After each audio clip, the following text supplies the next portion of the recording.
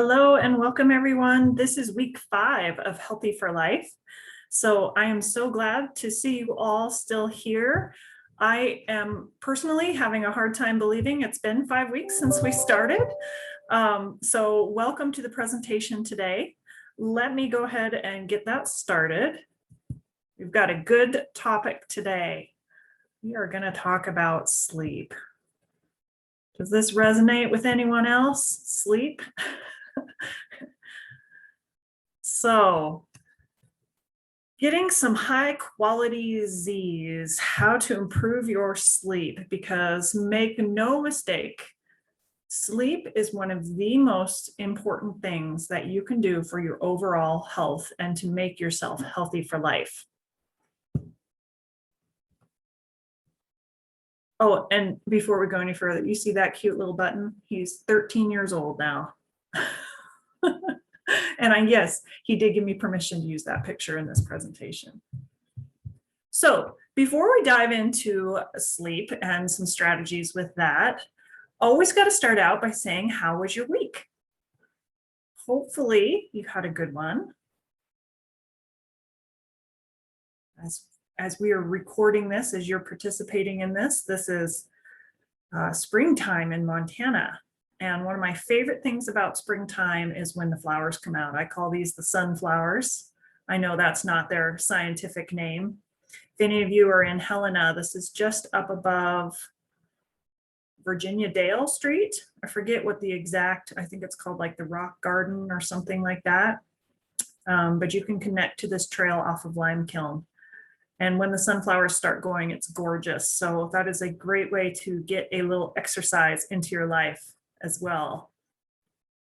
Great busy, did not keep the food log. Pretty good week so far, and it's gorgeous out today. It totally is. So if you can get outside, even while you're maybe listening to this, that would be great. Just go enjoy some sunshine, get some vitamin D, some fresh air. Were you better able to do when you did track your food? And I know one of you mentioned that you weren't able to do that this last week, but if you were able to track your food this last week, were you able to more easily find the serving sizes and select healthy foods? Hopefully.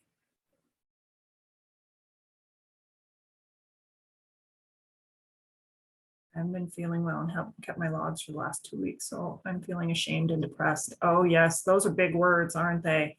And they do very accurately reflect how it can make you feel not to meet your goals, ashamed and depressed. So when you start to feel that way, and there's a whole variety of different reasons why you might be feeling that way, but when you start to feel that way, as much as you can, try and give yourself grace. And grace is not giving something to somebody who deserves it. It's giving something to somebody who doesn't deserve it. And when you give yourself grace, it makes you better able to get back on the horse, as it were, and get back to it. So when you start feeling those negative thoughts and those thought processes and emotions, it's okay to feel those. It's okay to recognize them. Maybe even take a second. Why am I feeling this way? But try not to dwell there. Try not to dwell in that place. Try and think to yourself, today's a new day. You know, all of that's in the past. I can't change that, but I can change what I'm doing moving forward. There's all kinds of different things that you can think, and it's different for each of us. But see if you can start to work on that positive self-talk and give yourself some grace, because I give you grace. But if you don't give yourself grace, then you're not going to be able to meet your goals as easily as you would otherwise. So we're going to take those negative feelings as much as we can and put that behind us. And we're going to move forward with fresh start today. Let's see what some of the other comments were. And before I go any further, I really have to be real with you all. And I have to say that this was a tough week for me too. This was a tough week with the tracking and trying to stay within my calorie goal. And there were several days where I didn't. And I had some of those same negative feelings as what you're talking about. And as much as as much as we can, I really want us to normalize that. It is totally normal for that to happen. This is long-term sustained hard work, right? It is totally normal for that to happen. So you got to work on your resiliency. And we'll go through, we have a presentation where I'll talk about resiliency. But just do, as much as you can, give yourself grace as we go through. All right, let's see what else we got in the chat here.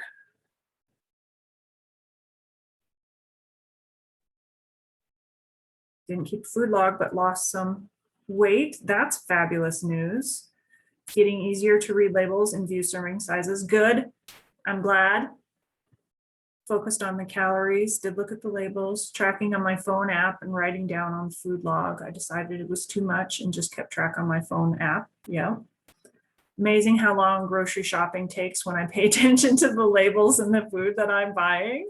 It is so true. But again, just remember that, the learning curve is really steep right now. So try and triage that a little bit when you're in the grocery store, unless you have energy towards that and you have time to do that. And in which case, if you're curious about it, spend as much time in the grocery store as you want to, just looking at those labels and finding things out, because that can be really exciting too. Make no mistake. I did hit 15,000 on steps on 2 days last week and at least 11,000 on the other days. That's fabulous. That's a lot of steps. Good. And I'm glad that you all are resonating with me with this last week. Yeah, it's totally normal. And that's why we're here, right? That's why we're here together, so that we can hear that it's normal and hopefully we can encourage each other. Experience was looking at apps for calories and finding significant difference in calorie amounts. Yes, actually, I was thinking that I should mention that to you all today. In the Fitbit app, I might look for something like fish burrito. I had a fish burrito earlier this week, and there was a big long list of fish burritos in there, and it ranged everywhere from 1,500 calories to 300 calories. And the Fitbit app doesn't show you the ingredients. It doesn't show you what's in it or how big the serving size is. So it's like, gosh, I don't really know. So in that case, kind of what I tried to do in my head, and I'm maybe better at this because I've had the actual experience of measuring it out, but I kind of say, okay, I had one 12-inch whole wheat tortilla. I had a 4-ounce portion of the breaded fish. I had about a half a cup of cabbage. I had about a half a cup of pico de gallo. And so I just went in and I put the separate things in there rather than putting in fish burrito. And then that I felt like gave me a more accurate calorie amount. And then most of the apps that are in there also give you the option to enter your own food. So if you're eating something that's not on the list, you can enter your own food and you can put in exactly how many calories are in it. So try and do that. And the other thing I've done when I have the time is I'll actually go onto the internet, rather than just in my Fitbit food app. I will go onto the actual internet. I'll do a Google search, and there are some calorie calculation engines that you can do that. You can calculate it up, and then I choose one that best fits that calorie amount. So there's ways around it, and you get better at it as you go. But yes, I've noticed that as well, because it is user entered information most of the time. It's not official USDA information. It's a user like you or me that said, well, what's in here hasn't fit my needs, so I'm going to enter this, and then that goes into the database for everybody else that searches for the same thing to see. So there might be a list of 8 different things you can choose from. So as you go along, it'll get easier, but just make the best educated guess that you can. And if you have to estimate one way or the other, estimate a little higher in the calories than you think that it might be. Okay. Good comment, good question. I hope that was helpful for all of you. Okay, so we already did a little reflecting on our week. This is the part in the presentation where I give you a moment, if you have taken your weight, to fill out your weight chart for this week. So go ahead and do that. If you have notes that you want to remind your future self, like we talked about last time, that you want to remind your future self about how you worked around some difficulties that you experienced, if there were successes and how you got there. And, just anything that you feel like is important. It doesn't have to be a paragraph even, maybe just jot a few notes in there. Are there any notes on label reading or surprising ingredients that you found when you were reading your labels?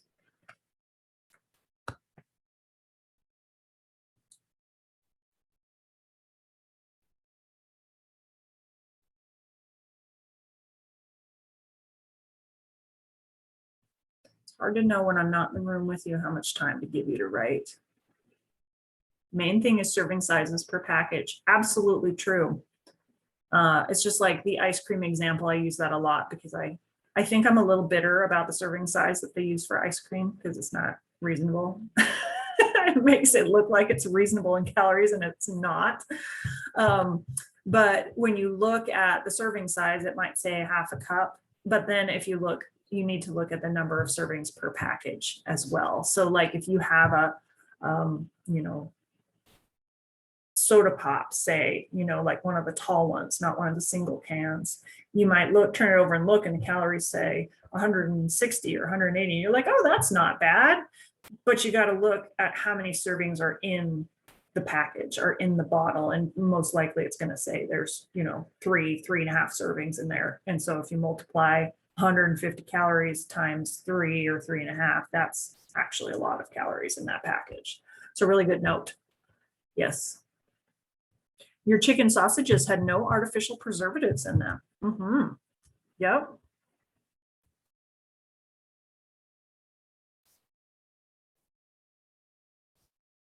Retinoid, vitamin A. Really like the labels that show the scientific name and the short names. Yeah. Mm-hmm. So it doesn't just say retinoid, it says in parentheses vitamin A. Yeah. So this is what this is. This is the scientific name for synthetic vitamin A. Mm-hmm.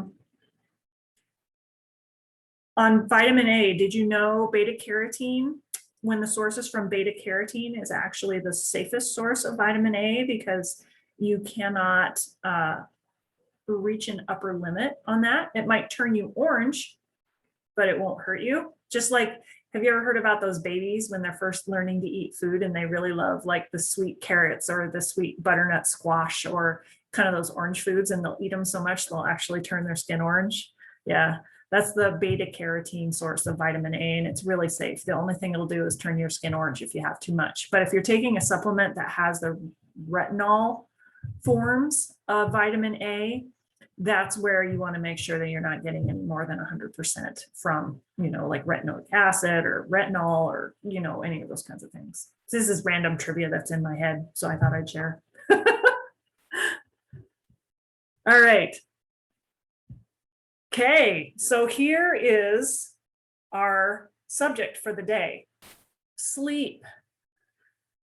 Does that make anybody just want to lay their head down and just rest? Just have a little rest. It kind of makes me feel like that. I've been tired today. Well, this whole week actually, and I'm not sure why.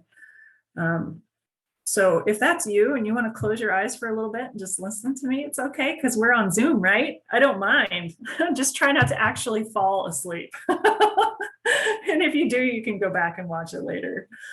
But what is good sleep? If you had to define what good sleep was, how would you think of good sleep?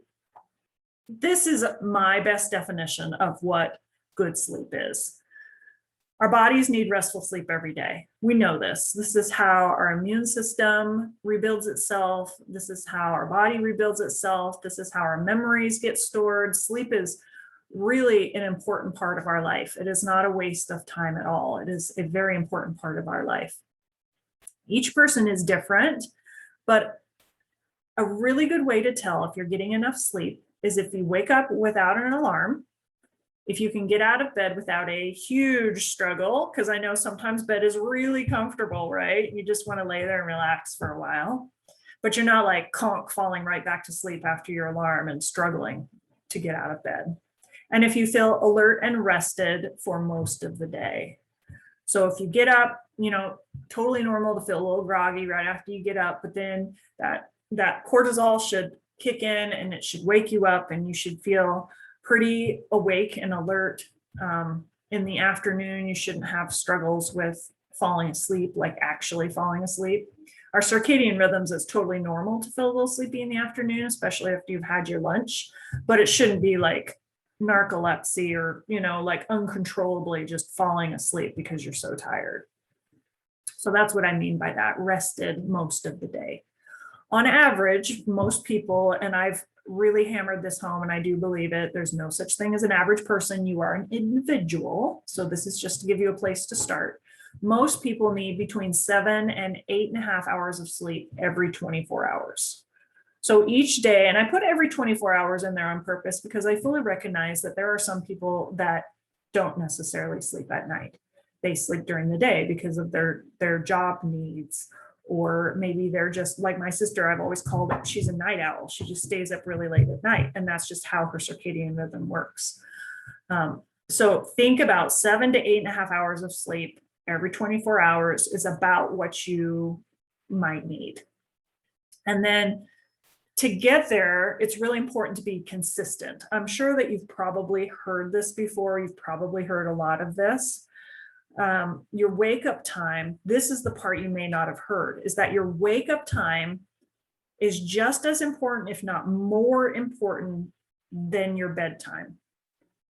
So if you go to bed and wake up at the same time each day, it really helps improve your ability to go to sleep, stay asleep, and then wake up when you need to, because it works with your body's natural circadian rhythms every 24 hours with the sunshine, with the darkness, however that works for your body, so that you can get good quality sleep. My example of this is I actually teach a class on Saturday morning at 8 in the morning. And I always tell people this story because it really made a difference for me, because sleep is a struggle for me. And it has been, ever since college, kind of after I got out of college, then started having children and, the daily thing and all of that stuff gets cluttered in your head and I have a hard time going to sleep. But when I started teaching this class at 8 a.m. on Saturday morning, it was really hard for me because Saturday morning was my sleep-in day, right? It was the one day of the week that I could sleep in. And so that was like hard for me to wrap my head around. I was like, gosh, I don't know if I want to do this, but I did it. And I have done it for years. And probably the reason why is because after I had done it for a while, I noticed that my sleep really improved, because what it meant was that I was waking up at the same time every day of the week. And I really, truly believe that the wake up time, if you get up at the same time every day, as well as trying to go to bed around the same time every day, that makes a huge difference. So that's my story, because it made a huge difference for me. So that's a tired little girl, isn't it? She gave me permission to share this as well. This is after a long day playing at the lake. So she's a little wiped out. But can the impact of sleep be overstated? The impact of sleep, should I specify, on your health?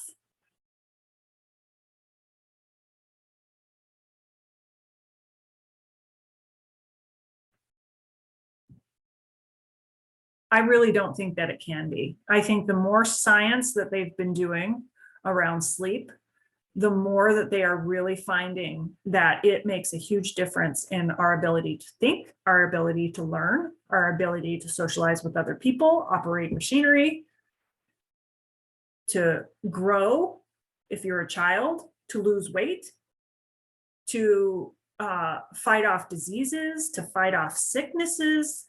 It just cannot be overstated. It is so, so important. If your sleep is messed up, and you're not getting enough rest, your body's not getting enough rest, then it will show itself in other parts of your life. And it really decreases your resiliency. So it's really important to improve your sleep as much as is possible for you. Natural and then chemical sleep aids. The doctor told me I was getting too much sleep and tried going to sleep a half an hour later. Guess what? No issues sleeping now. Interesting. What about napping? I often do not fall asleep until 1 or 2, get up at 6, and may have a 1 to 2 hour nap in the afternoon.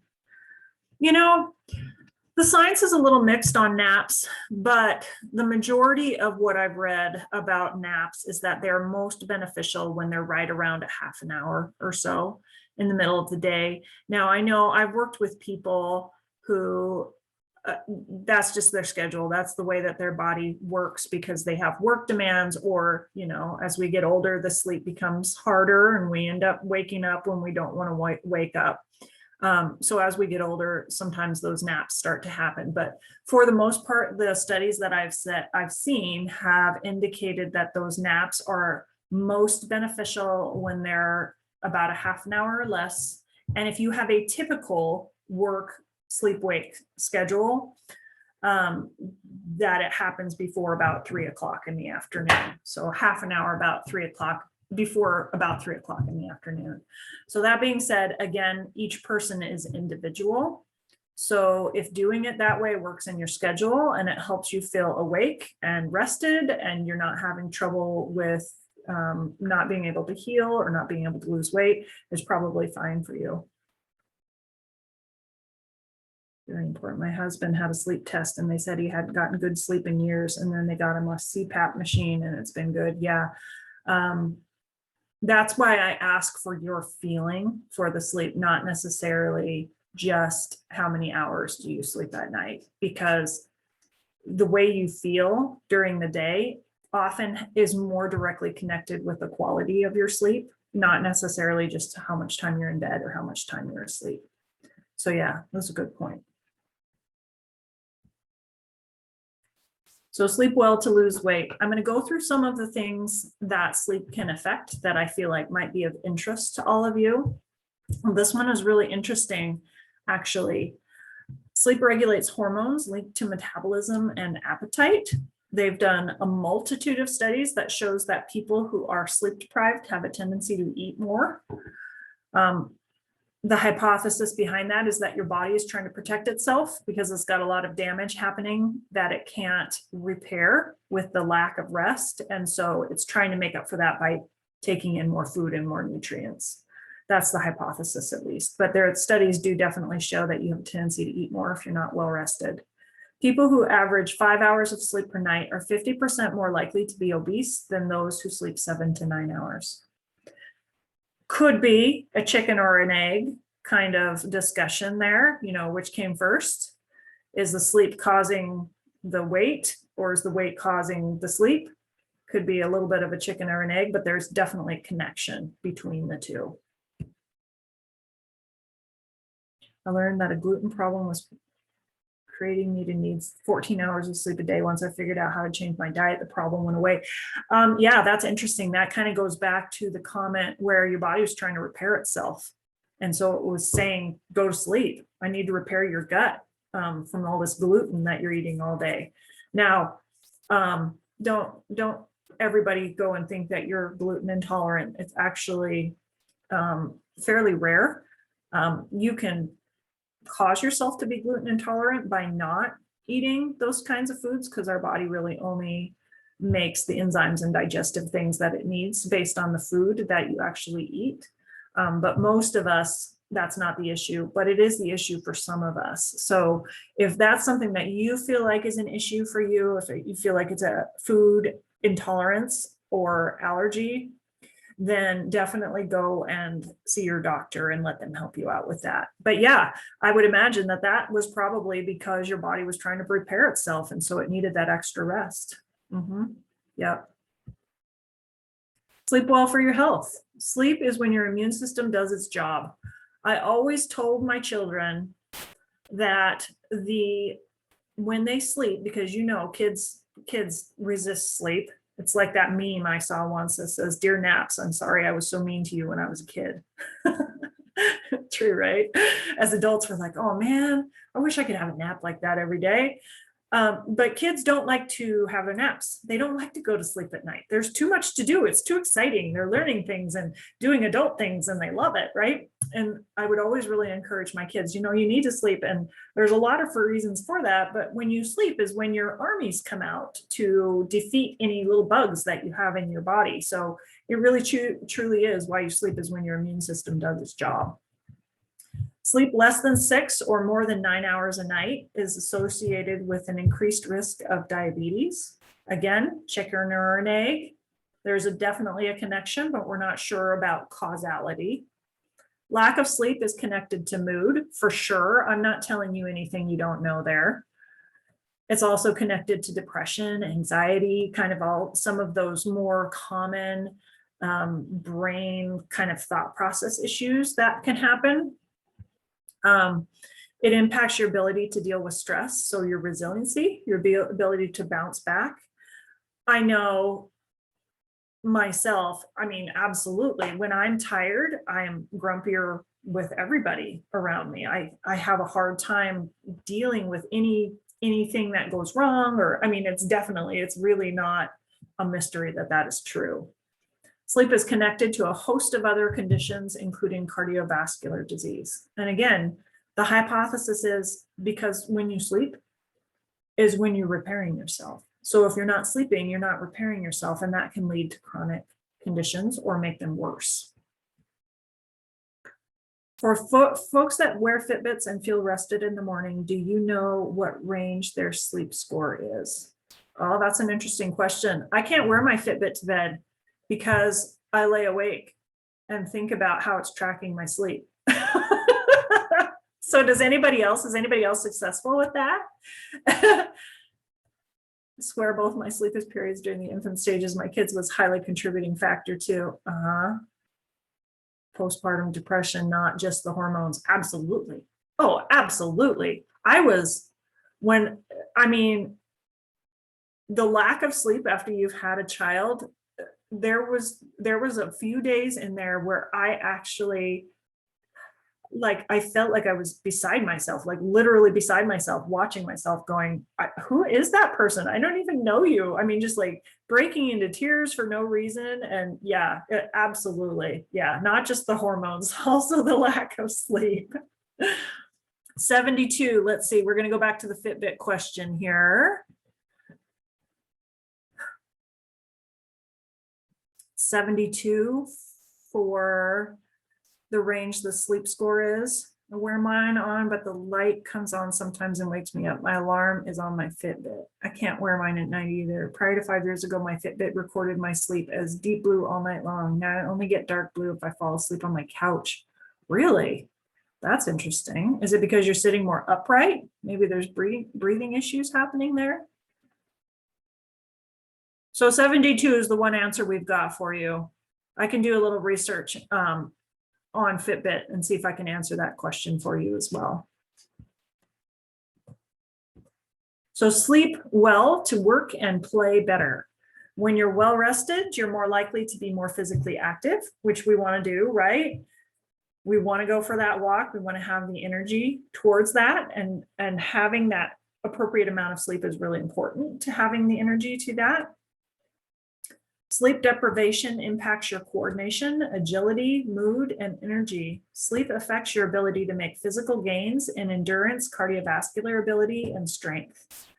So if any of you out there are athletes, you probably have had that experience where you didn't sleep well the night before, you get up, you go and try and do your activity the next day, and it just doesn't feel good. There's some days that it feels great and you feel like you can do it forever, it feels awesome. And there's some days that it just doesn't. And I have definitely found that the days that it just doesn't is definitely connected to nights that I don't sleep well the night before or the week before, or however long that it's been. It's definitely connected. It impacts your ability to problem solve, take on challenges, such as the Healthy for Life program, and work productively. It's all just like this with sleep. It is interconnected. It is intrinsic to one another. So good is 80. Okay, looks like we got an answer here on the Fitbit question. Good is 80 to 89. Excellent is 90 to 100, but most people score between 72 and 83. Interesting. Thank you. So there's the answer to your question. Fitbits are an interesting, if you don't have my mental hangups with them, Fitbits are actually a really interesting way to track your sleep and how you do. Sleep time strategies. Okay, so here again, you may have and are likely to have heard a lot of these ideas, but what I'm hoping is that you'll take away maybe one or two little things here that you can try, especially if this presentation is talking to you and saying sleep is something that you could improve. There's somewhere you can improve. So here's some strategies for you. Dim the lights within an hour of bedtime. So try not to use the big bright light in the bathroom. Try not to use the big fluorescent light in your kitchen. Try not to use the big overhead light in your living room. Try and use like a bedside lamp or a couch side lamp, something like that. Dim the lights. Turn off electronic devices or use the blue light function. And not only use the blue light function, but decrease how much light is coming out of your device. So I don't know if you can see this on my Fitbit there. I think you can, but right there and right there, that's the volume and that's also the brightness on mine. And then that's just my control panel that I scroll up from the top to get. And also in the settings, you can go in and set it on the one that I have at least to automatically turn the blue light on at 8 p.m. and then turn it off at 8 a.m. or whatever you want it to be set at. So it will automatically change from regular light to the blue light. So those are options that are out there for you. You can do the same thing on computers. Unfortunately, most TVs don't offer that option. So I don't recommend, if you have a hard time sleeping, I don't recommend watching a TV right before bedtime. Just because that light and the flickering motion really stimulates your brain a lot. If you're not asleep after 20 minutes and you're laying there and you have, most of you, if you have sleep issues, you know what I'm talking about. It's that moment in time where you go, oh my gosh, I'm not sleeping. I have to go to sleep right now. Okay, get out of bed, do something relaxing. Brew yourself a cup of herbal tea, sit down and read a book.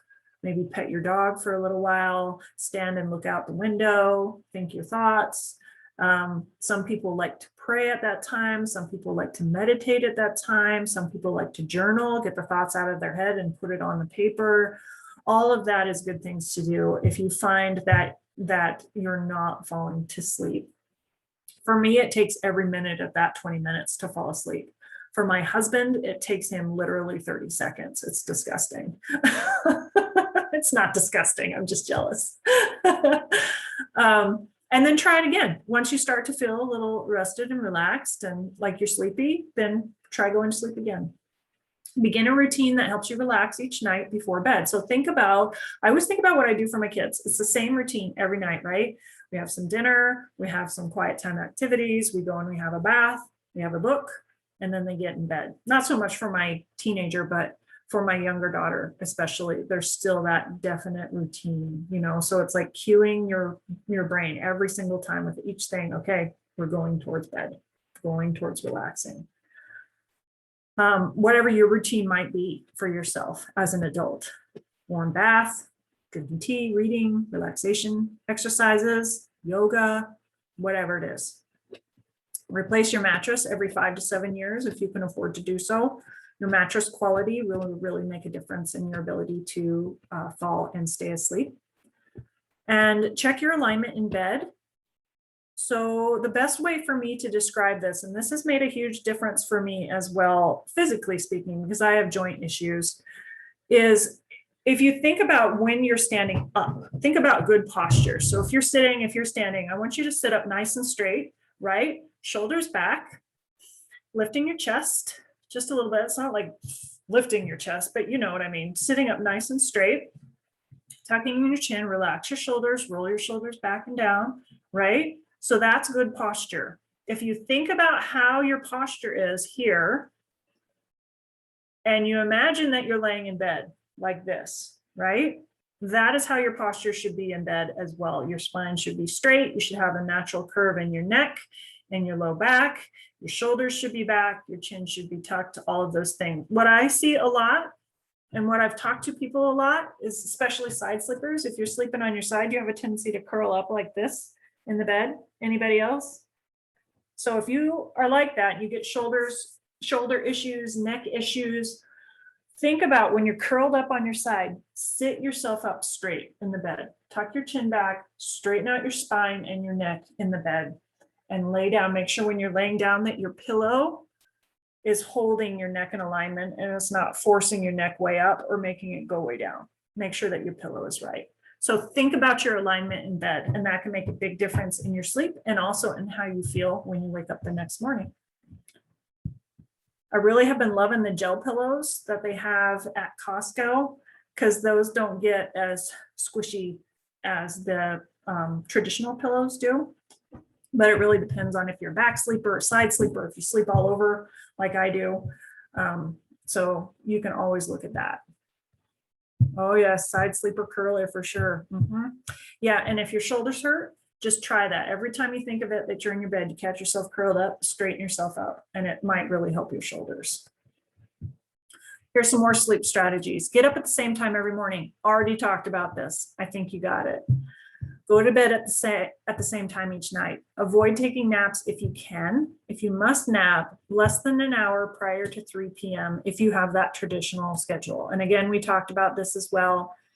You need to take into account your own life and your needs and what your body feels like, because you are an individual. This is the recommendation for an average person. Keep a regular schedule as much as you can. In our day and age, it's hard to do that. It is hard to do that. It has to be a conscious decision, and sometimes it's out of our control. Try, though, most days to leave 8 hours each day for sleep and rest. Try to use your bed just for resting. Don't read, write, eat, watch TV, talk on the phone, or play cards in bed. Because we all play cards in bed. I know you do. But the whole point is, we don't want to do activities in bed that get us going, that get us excited and turn on our brain. We want our brain to think, I'm in bed, this is where I sleep. Make the room dark as you can. And you might try using, if there's noises that come in the night and wake you up, you might try using a white noise machine or a fan, just to muffle those noises a little bit so that you don't get disturbed from sleep. There's I'm sure there's more than just this app, but there's apps that are free and you can set your phone to it so it'll make noise while you're sleeping. So you can use your phone as well. What do you do about cats that think you need to be up at 4 a.m., right? Yeah, pets, children, spouses, garbage trucks. Yeah, all of those things. My best advice for the cats is to lock them in a room across the house, because otherwise, yeah, they're going to come and wake you up. I know. I have a dog that likes to do that. But your sleep is important. I'm going to float the idea that your sleep is more important than your pets, because you can't be a good owner if you're constantly tired and if they're waking you up like that. So if it really truly is an issue, I know we're laughing about it, but if it really truly is an issue, there is a way around that. So you just have to stick with it, and your pets will learn what you need. Most of them really want to please you. So more sleep strategies. I know, as if I haven't given you enough already. Try and avoid caffeine after lunch. The half-life of caffeine in your body is from 2 to 4 hours, or even longer for some people. Some people are really sensitive to caffeine, some people less so. But definitely if you're having a cup of coffee at 5, it is likely going to impact you when you're trying to go to sleep.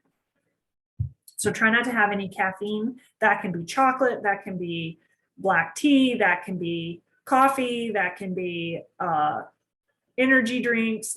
Caffeine can come from all of those sources and more. Don't have too much beer, wine, or other alcohol within 6 hours of your bedtime. Okay, how doable is that for you, right? I like a glass of wine with dinner, and my dinner is within 6 hours of my bedtime. So you're telling me I can't have my glass of wine with dinner? No.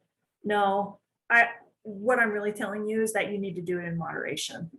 Do it in moderation. So have your 1 glass of wine that's actually 4 ounces and no more, because otherwise it has kind of a rebound effect, because alcohol is a depressant And so it makes you really sleepy. And so some people mistakenly think, well, if I have a nightcap right before bed, it makes me go to sleep. Yeah, it will make you go to sleep, but then there's a rebound effect where that depressant wears off and then everything wakes up. And so then you might find yourself waking up in the middle of the night or 1 or 2 in the morning going, why am I awake right now? Try not to have, I mean, number one, try not to use tobacco or nicotine products at all.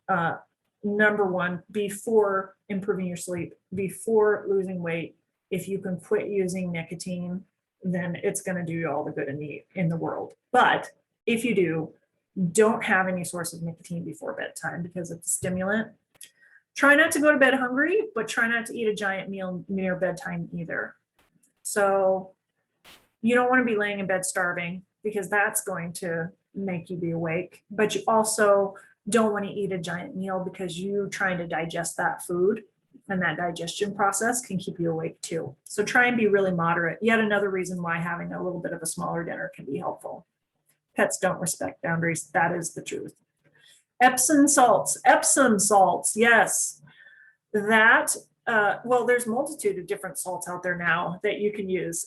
But those bath salts, that is really, I didn't realize how effective they were until I got a little older. I didn't even know what they were actually, but Epsom salts, you can get a big, you don't need to get the fancy ones flavored with lavender or whatever. You can just get the big bags, economy size bags, and it's really cheap. And then you just put a cup into your bath water and then you soak with it, and it can really relax and restore tired muscles and skin and all of that.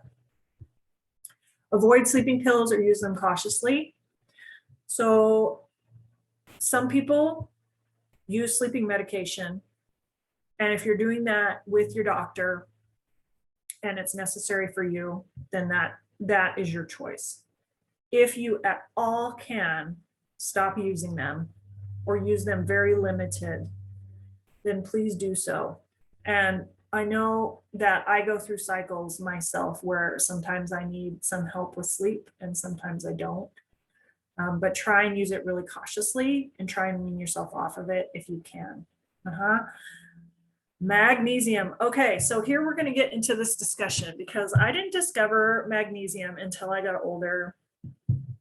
Magnesium has a host of things that it can be helpful.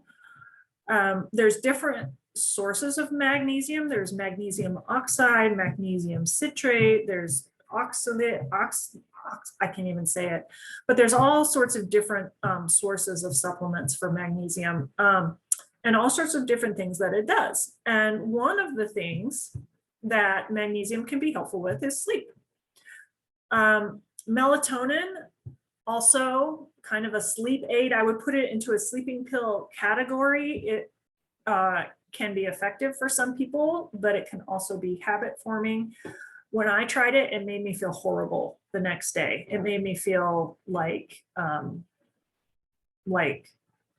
not good, super groggy and couldn't wake up and grumpy. And so melatonin wasn't super helpful for me in pill form. We make it in our body and it's one of the things that help us go to sleep. And that's where taking it in pill form is sometimes recommended. I'm not going to say no, but I would say if you're going to use melatonin, maybe talk with your doctor about it and see. Magnesium, you don't want to go over 100% with magnesium if you're supplementing, unless your doctor says otherwise. I would say the best absorbed source is probably the magnesium citrate for purposes of sleep. There's a lot of debate about that, but that's what I use personally. Just take it before you go to bed. Just take your magnesium supplement before you go to bed, and you might find it to be really helpful. It's not going to knock you out, but what it does is it helps promote your body's systems that are necessary for you to relax and go to sleep. So magnesium might be something you might want to try. Be careful with magnesium. Try not to take a big supplement right away because it can have bathroom effects. It can make your stools a little loose if you're not used to it. So take it easy when you start adding it. That's another benefit for some people who have constipations. Magnesium can loosen that up for you as well. Can help with depression or anxiety. It has kind of a whole host of things, and it's relatively safe if you take it under the 100% of the total daily value. So that's something for you to think about too. So what you might want to consider is noting on your log, and I know I have you writing all kinds of things on your log. So for this, if this is something that you truly do struggle with, it might be something that you can add to your log just to get a feel for if there's any patterns in your sleep. Like ladies, with your cycle, you might notice that there's certain times in your cycle that you don't sleep very well, and then you'll start sleeping better.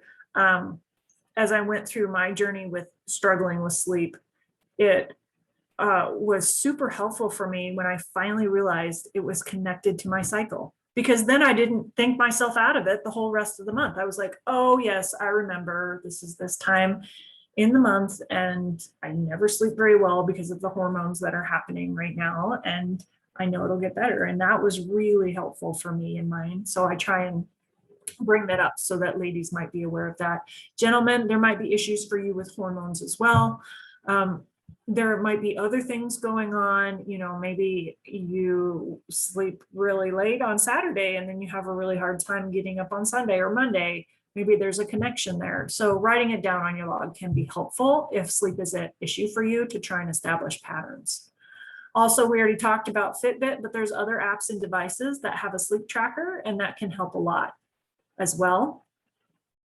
And if anybody ever tells you that you snore at night and you feel tired all the time, you might want to get tested to make sure that you don't need a CPAP machine or some sort of breathing assistance at night, because that can be especially for people who are a little overweight and they snore at night, there can be a little sleep apnea happening there. So if somebody tells you you snore when you sleep and you feel tired all the time, you might want to check that out.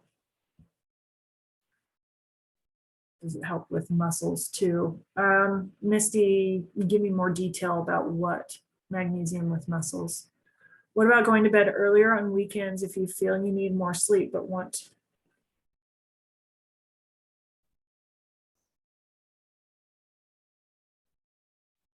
So if you're tired at night and you want to go to bed earlier than your normal bedtime, I would say it's probably okay to do that, to try it and just see if maybe you need a little more sleep that day than what you're used to, because that can happen too. And here again, we're trying to make friends with our body, trying to listen to our body.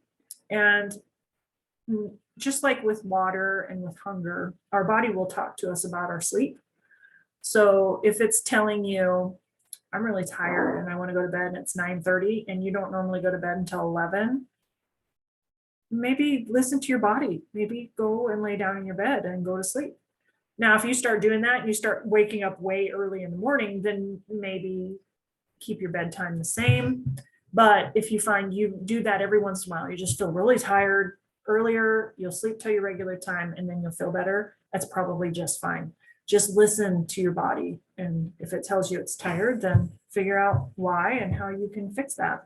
Muscle cramps and muscle tiredness, does magnesium help with that? I would say the muscle cramps and muscle tiredness is a more complicated issue than just magnesium. Magnesium can certainly contribute to that. But if you're having muscle cramps and muscle tiredness, I would look more into a multivitamin or electrolyte supplements or something like that, especially when people have been trying to lose weight for a while. And I'm not saying this is the issue, but they might not be getting enough of those water soluble vitamins during the day. And so supplementing with that might be helpful for the muscle cramps and the muscle tiredness. I've had people have really good success with having like an electrolyte supplement to help with that. So that's potassium, sodium, magnesium, all those kind of smaller, I think of them as smaller vitamins. We don't need a ton of them, but we definitely need a little bit of them. So then multivitamin, that sort of thing. Hopefully that helps.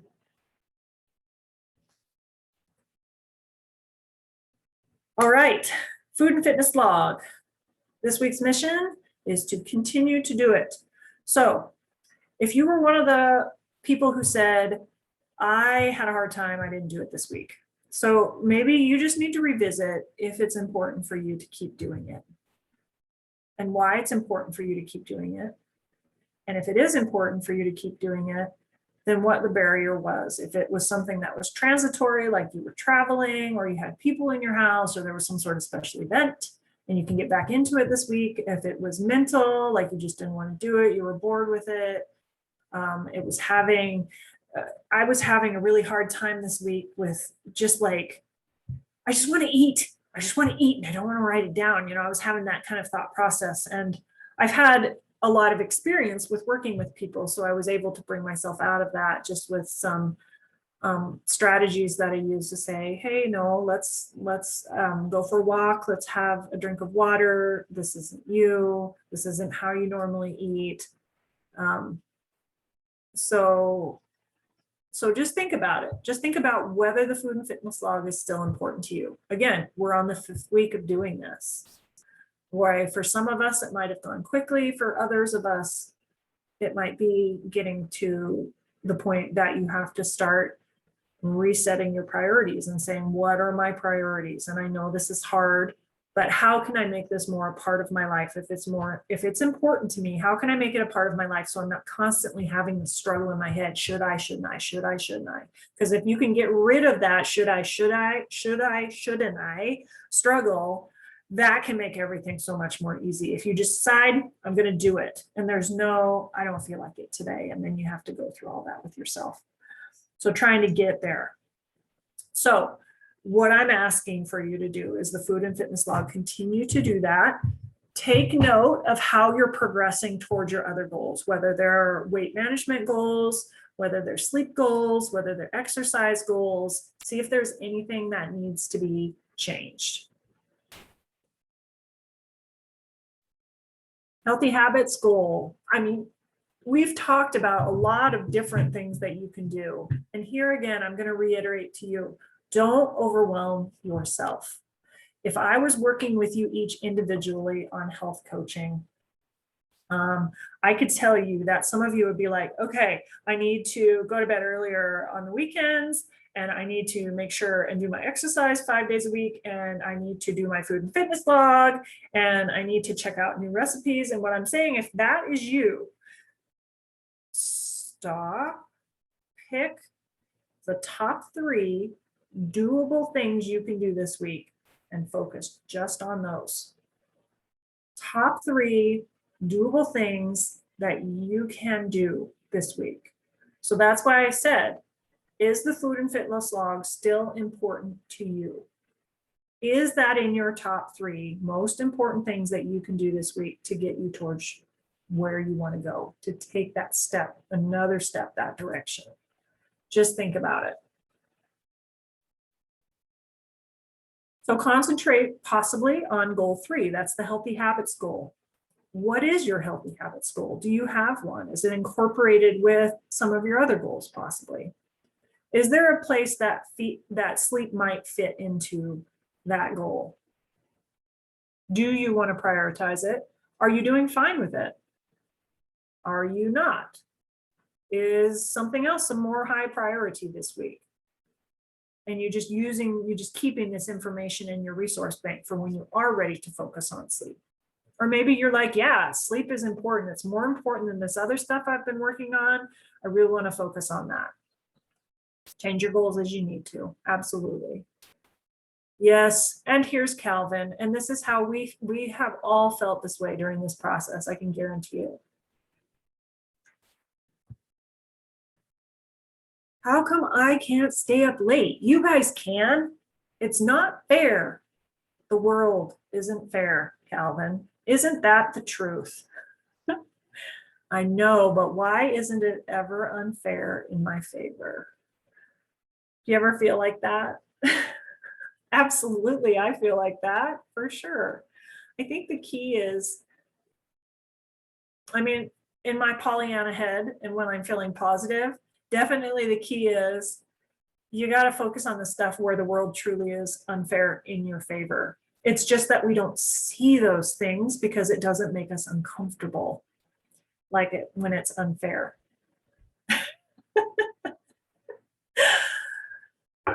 Our life is our life. Our struggles and our situation are our struggles. There's always going to be somebody that has it worse than you. There's always going to be somebody that has it better than you. So try and think as you go through this process, where is the world unfair in your favor as versus not in your favor? And try and focus on those things. And then once you've focused on those things, the positives, if you will, then you can start thinking, okay, where's a little change I can make? Where's something that maybe I can do a little better? Your overall goal, remind yourself, why are you here?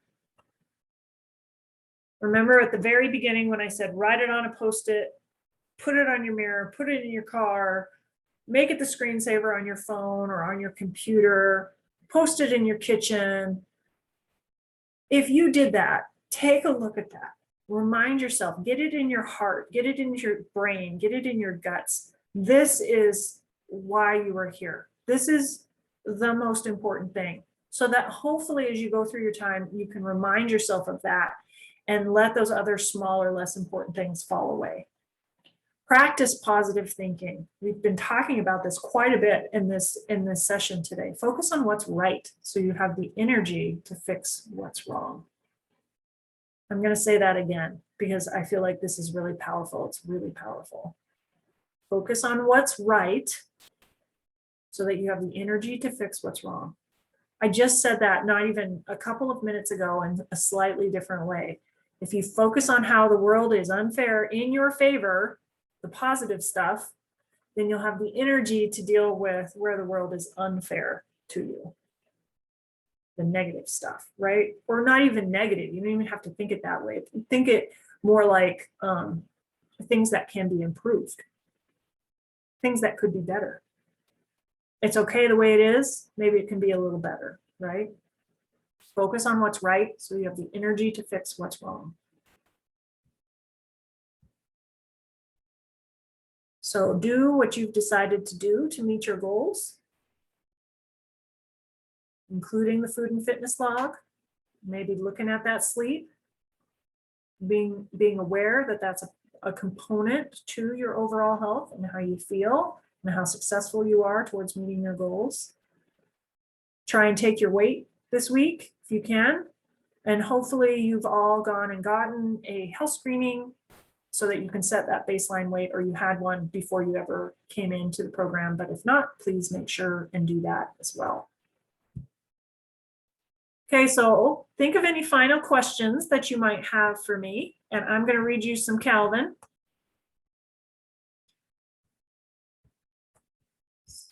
So Calvin and Hobbes says, Calvin says that he likes toboggans better than runner sleds. And Hobbes asks him why. He says, because there's no way to steer, because Calvin's crazy like that. So they're outside, it's wintertime. On these cloudy winter days, sometimes I'd like to lie back on my sled and look at the sky. It's just gray and silent, no birds singing or bugs buzzing, everything muffled by the snow. Imagine what it would be like without any people or houses around. It would be perfectly still. And then they enjoy. He says, pretty neat, huh? Does anybody else feel like you're in a yoga class? Right? Yes, very peaceful, Hobbes says. And then Calvin pushes him down the hill. Ah! It says, I hate all that silence. Anybody else feel like that when you're trying to go to sleep sometimes? It's that moment where you're like, everything's wonderful. This feels so good. And then you go, why aren't I asleep yet? And then boop, off you go, right? Maybe that's just my interpretation of it. But that's why I put it in there. Any questions that anybody has for me? Let me check in here.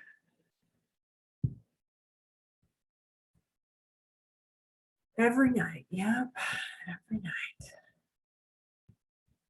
All right, everyone. You all know where to find me. And I encourage you to reach out if you do have questions for me. I wish for you very good sleep this week. I wish for you progress towards your goals, successes. Try and focus on the positives that are happening for you right now. Let me know if I can help with that. And I will send a follow-up email afterwards. But let me know if you have questions, and we will see you next Thursday. Bye.